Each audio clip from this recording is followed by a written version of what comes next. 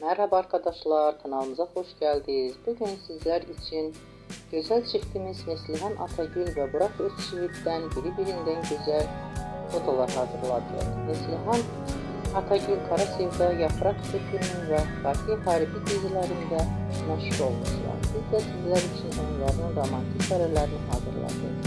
Bu videoların devamlı gelmesini istiyorsanız ise kanalımıza abone olup yorum yazmayı unutmayın. Herkese teşekkürler. Bizden bu kadar.